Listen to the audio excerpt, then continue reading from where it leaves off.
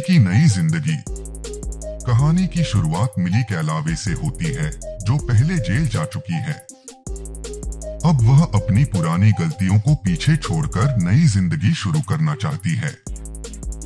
उसे एक अमीर परिवार एंड्रयू और नीना विंचेस्टर के घर में लाइव-इन हाउस मेड की नौकरी मिलती है।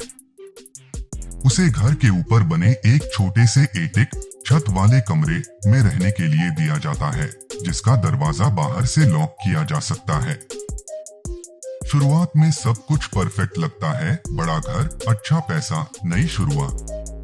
अजीब व्यवहार, घर में कुछ तो गड़बड़ है। कुछ दिनों बाद मिली नोटिस करती है कि नीना पत्नी का व्यवहार बहुत अजीब है। कभी बहुत प्यार से बात करती है, कभी अचानक गुस्से में आ जाती है। नीना छोटी छोटी बातों पर मिली को दोष देती है।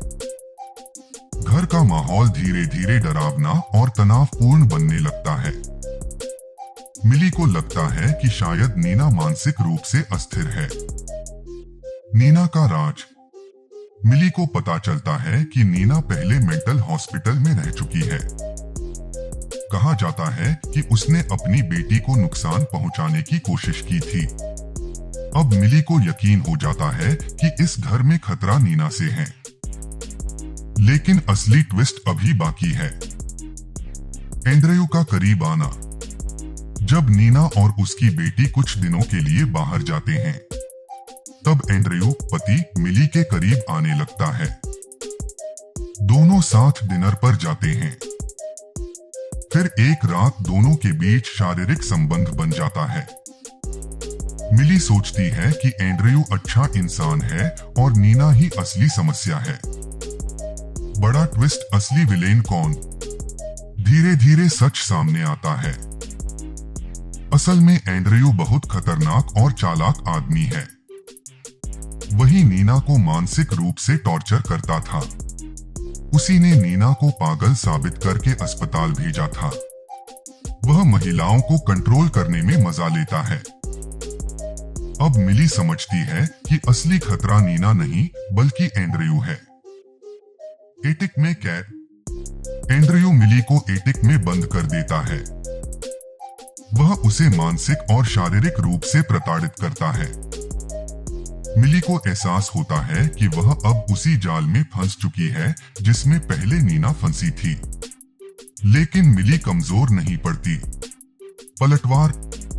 मिली मौका देखकर एक चाकू हासिल कर लेती है। वह एंड्रयू पर हमला कर देती है। इस दौरान नीना भी सच्चाई समझ चुकी होती है। दोनों मिलकर एंड्रयू का सामना करती हैं। आखिरकार संघर्ष में एंड्रयू की मौत हो जाती है, सीढ़ियों से गिरकर। अंत, नई शुरुआत। पुलिस मामले को एक दुर्घटना मान लेती है। नीना आजाद हो जाती है और अपनी बेटी के साथ नई जिंदगी शुरू करती है। वह मिली को पैसे देकर उसकी मदद करती है। आखिरी सीन में मिली फिर एक नई नौकरी के इंटरव्यू पर जाती दिखती है। संकेत मिलता है कि अब वह सिर्फ नौकरानी नहीं, बल्कि ऐसी महिलाओं की मदद करने वाली बन सकती है जो अत्याचार झेल रही हैं। फिल्म का मेन मैसेज: हर चमकती चीज सोना नहीं होती। असली खतरा अक्सर वही होता है जो खुद को सबसे अच्छा दिखाता है। और कभी कभी शिकार ही सबसे ताकतवर बनकर उभरता है।